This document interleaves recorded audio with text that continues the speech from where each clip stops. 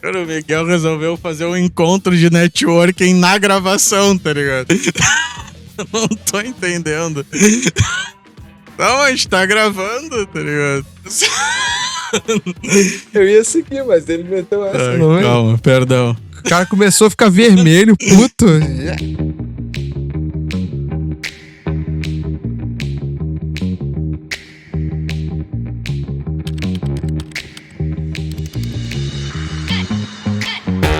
Bora pra mais um episódio do Techsovers Podcast. Eu sou o Matheus Dannenberg, aqui comigo tá André Nunes. E hoje ele vai ser o tema do episódio. Hoje a gente quer conversar sobre como que é a vida de um ex-consultor McKinsey, um mestre em Machine Learning,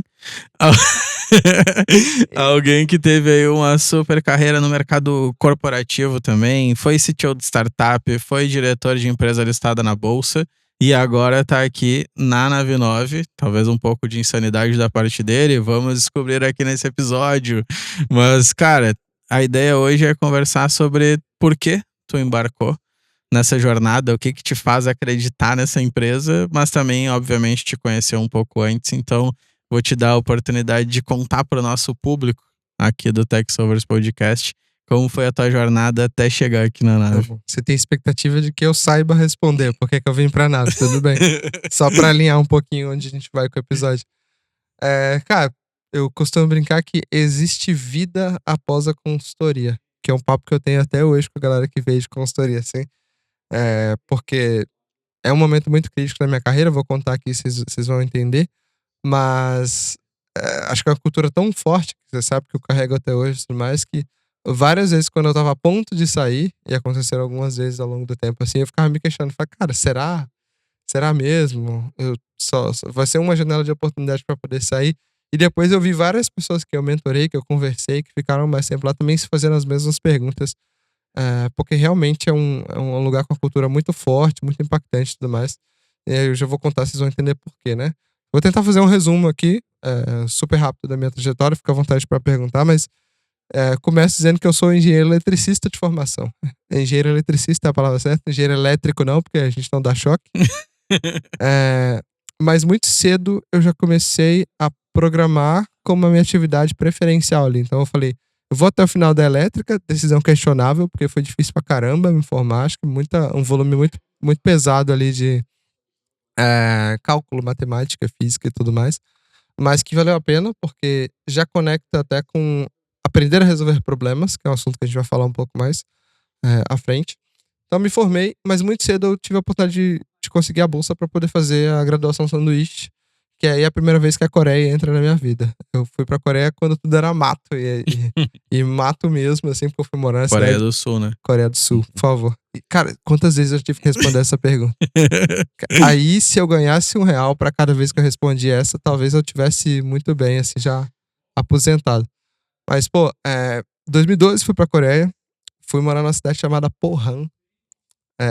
E aí a faculdade era muito legal, fui fazer 1 ano lá na Postec, e foi quando eu tive primeiro contato com inteligência artificial. Eu consegui descolar ali uma disciplina e um estágio mesmo no laboratório.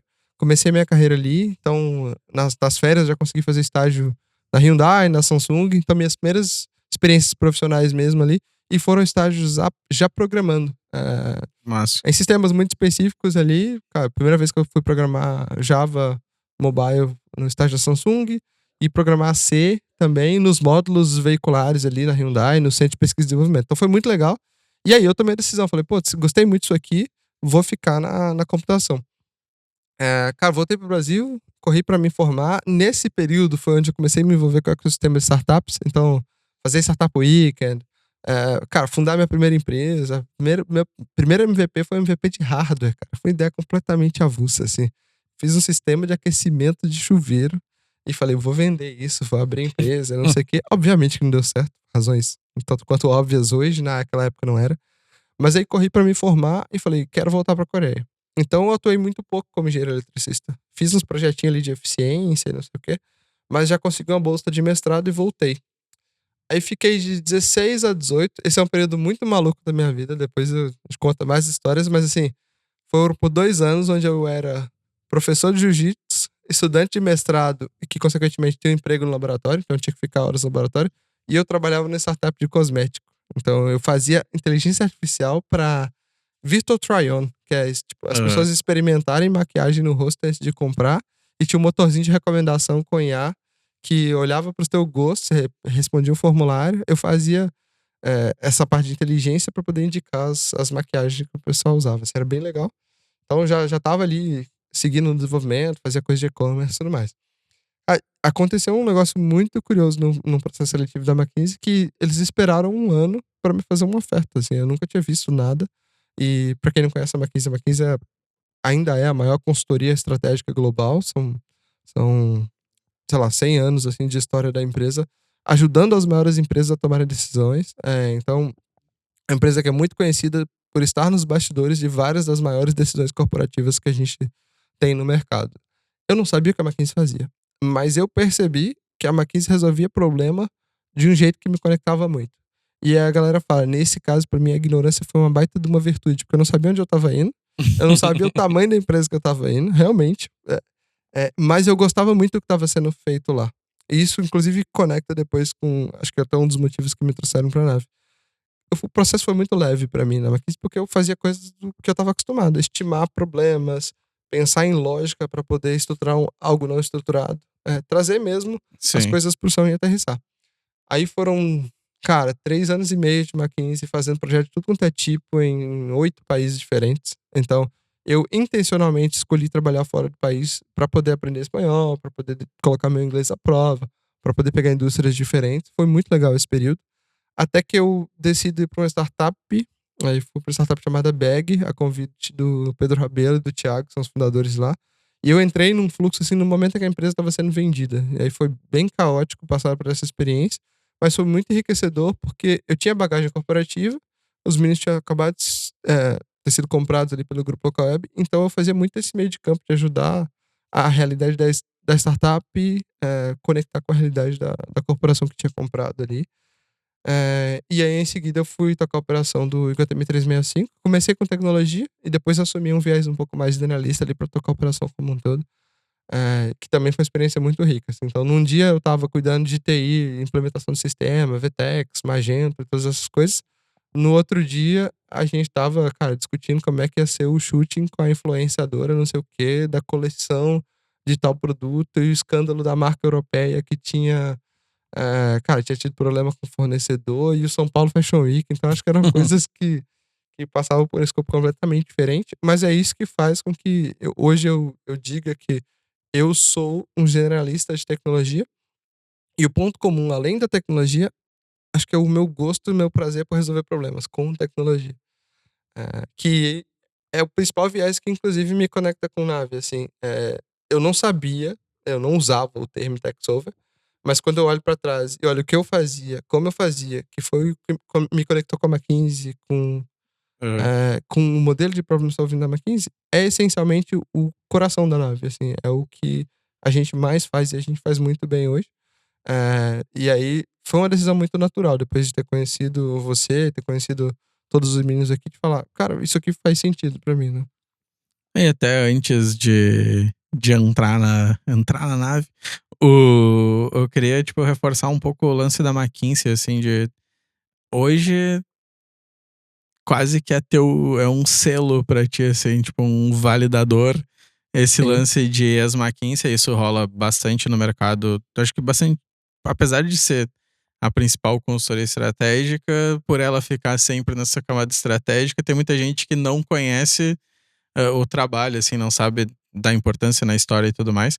Mas eu gosto bastante de estudar sobre como montar uma boa consultoria, uma empresa de consultoria, e eventualmente acaba caindo em conteúdos de McKinsey, porque foi eles que inventaram esse mercado, né? Tipo, Sim. não, esse mercado não existia antes da McKinsey da forma que é feito, né?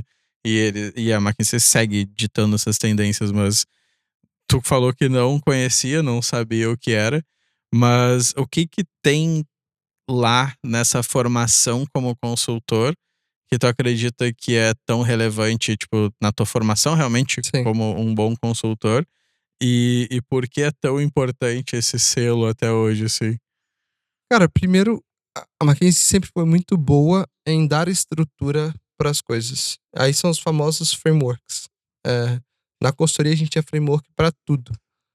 Desde pensar a coisa mais óbvia, que era como é que você fazia um onboarding no cliente, como é que você chegava e abordava, até frameworks super complexos para resolver problemas complexos. Só para dar uma ideia, assim, a McKinsey já esteve envolvida em algumas das maiores decisões de como o governo americano se organizou e a estrutura que existe hoje mesmo, governamental, a estrutura organizacional que existe hoje, cara, tem influência da McKinsey. A gente tem as principais indústrias farmacêuticas globais, seja pro lado bom ou lado ruim, Sim. com o envolvimento da McKinsey em tomadas de decisão que mudaram o rumo da saúde global. Você tem a McKinsey influenciando grandes órgãos governamentais no mundo inteiro, participando de coisas do tipo, cara, a organização das Olimpíadas, da Copa do Mundo. Tem várias intervenções muito, muito icônicas assim do que tem, porque a McKinsey sempre foi muito boa em estruturar bem problemas para traduzir eles para várias camadas. Então você consegue pegar um problema super complexo, quebrar ele em várias camadas e distribuir essas responsabilidades e usar coisas do tipo ser exaustivo ao explorar um problema e mutuamente exclusivo, que é uma coisa que a gente usava bastante. Então imagina que você tem que abrir um problema e não pode ter sobreposição nenhuma nas possíveis soluções dele. Ou quando você vai Uhum. olhar para esse problema. A gente fazia isso sempre e tentava ser muito crítico para que você tivesse um bom framework mesmo para poder endereçar esse problema. A outra coisa que a McKinsey faz muito bem, e que eu depois percebi que é isso que as grandes corporações compram, é uma boa comunicação executiva. Então, as pessoas têm dificuldade de conversar em múltiplas camadas. Às vezes, a pessoa que conversa muito bem no dia a dia operacional tem dificuldade de ir pro tático e tem dificuldade de ir pro estratégico. A McKinsey sempre fez muito bem a estruturação e uma comunicação sempre baseada no top-down. Então, Uhum. eu convenço primeiro quem é o tomador de decisão e aí eu cascateio isso pro resto da companhia. A McKinsey sempre foi muito, muito, muito boa em conversar nessa primeira camada e montar planejamento aqui nessa primeira camada. Então, isso não tem como. Eu carrego até hoje. Os meus modelos mentais têm muito a ver com isso. E sempre quando eu penso num problema, a gente recebia treinamentos, eu tô falando real, assim, numa cadência, cara, mensal, de como fazer bons modelos de Excel, exaustivamente, como fazer boas apresentações e como resolver problemas com esses frameworks. Então, se você passa ali por alguns anos passando por essa experiência, e não estou dizendo que é leve, porque essa é outra coisa que é fundamental, que a cultura de consultoria colocava e impregnava muito na gente. Horas e horas de trabalho. Não tem como fugir disso, assim. O que a galera chama de hustling, Uhum. de ralação mesmo, de realmente horas ali fazendo. E o nível de repetição muito forte.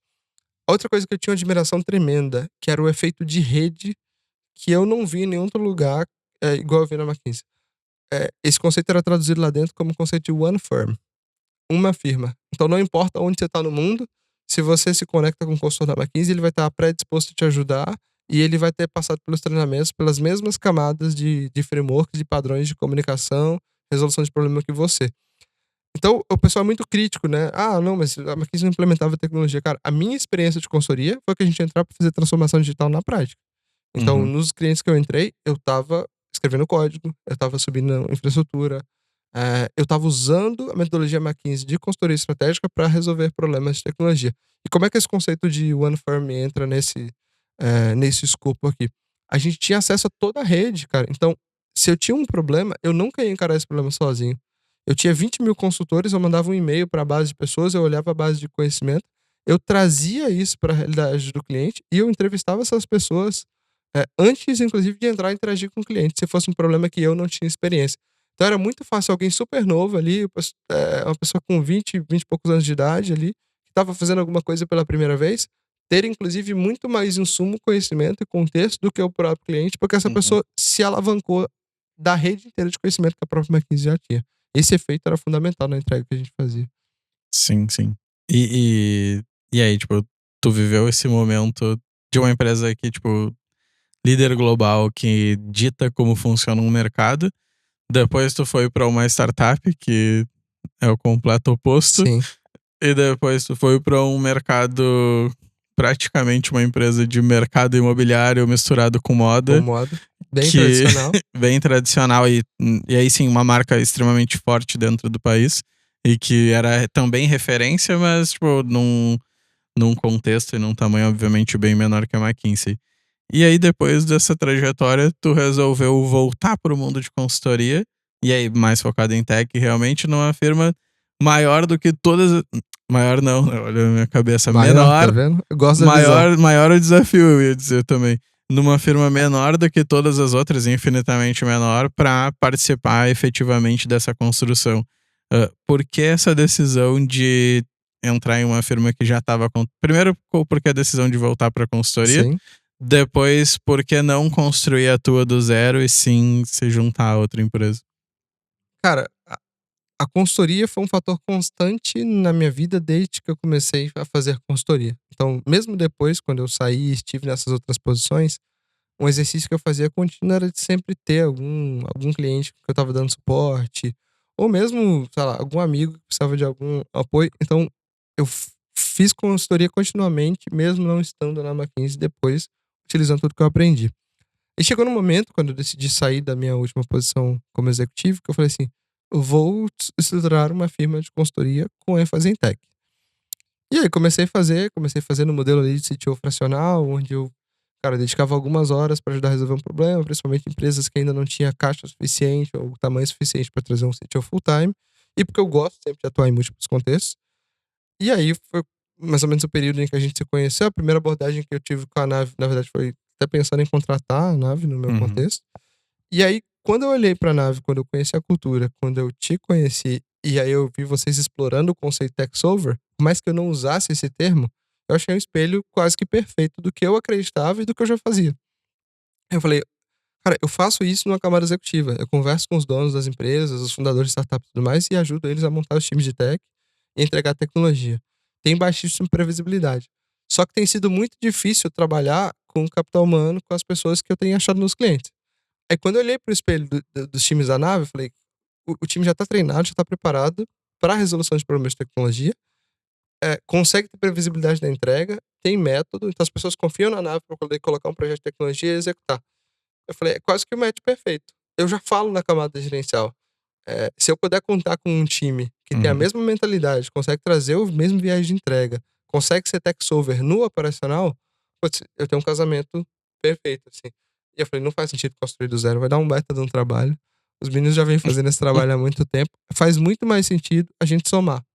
E somar aqui, de maneira muito objetiva, significa eu consigo falar bem com os executivos, a Nave entrega muito bem, vamos juntar essas duas coisas numa proposta de valor e ver onde a gente dá, onde a gente vai parar. Foi aí que a gente fez, acho que os primeiros projetos, cara, isolados, fizemos meio que, sei lá, freelancer, alguma coisa assim. O cliente tá com a gente até hoje, né? Sim, sim. Esse é o primeiro projeto que eu fiz com a Nave e corresponde ao mesmo tempo que eu tenho de Nave, assim. Passou por toda a esteira. E agora que tu tá com um ano, quase dois acho que dezembro faz 2 anos Vai desde fazer 2 esse anos, né? primeiro projeto. Tu já te considera um tech solver ou não? Não, o que eu percebi foi Agora, que conhecendo tech solver na veia. eu era tech solver sem me chamar de tech solver, né? Então foi muito legal ter clareza, comunicar, porque eu já era percebido como uma pessoa que resolvia problemas com tecnologia. Facilita agora, porque até os clientes chamam a gente tech solvers e ficam perguntando pra gente como é que eles replicam isso pro time deles, né? A gente ouviu de Sim. alguns clientes assim, eu queria que meu time fosse tech solver, né? A gente tá começando a ver isso.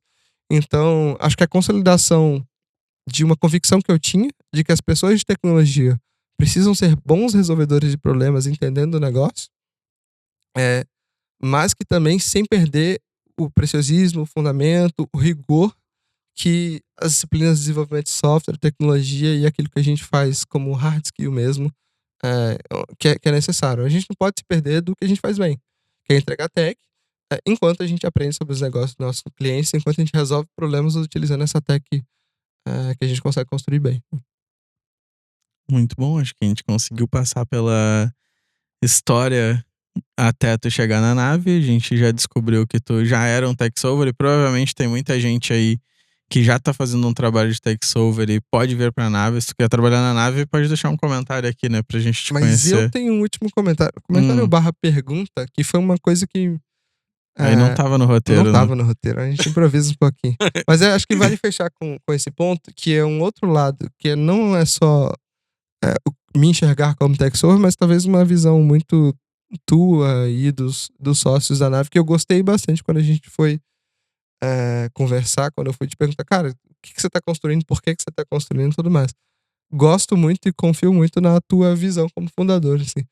O que você vislumbra pra nave, que eu acho que é um outro ponto de conexão muito forte que a gente tem, pro horizonte aí dos próximos 2 anos, aniversário de 10 anos da nave, cara, 1 década de empresa e tudo mais. Pô, já tô pensando na festa de 10 anos, agosto de Tá vendo? O 2027. que ele tá pensando é na festa, tá vendo? Esse é outro ponto de conexão, mas deixa pros bastidores isso aí. Mas qual que é a visão? Como é que a gente se conectou desse ponto de vista também do que a gente está construindo rumo aos 10 anos aí, como visão de empresa? Qual que é o sonho grande do O Matheus sonho Danenberg? grande. Não, eu gosto de falar que tá na visão da empresa que todo executivo de tecnologia vai ligar pra nave antes de começar uma iniciativa. Tipo, esse é um ponto que eu sempre mantenho na cabeça de como a gente se colocar na posição. Eu uso esse termo tech solver por causa disso, assim, de todas as empresas vão ser de tech.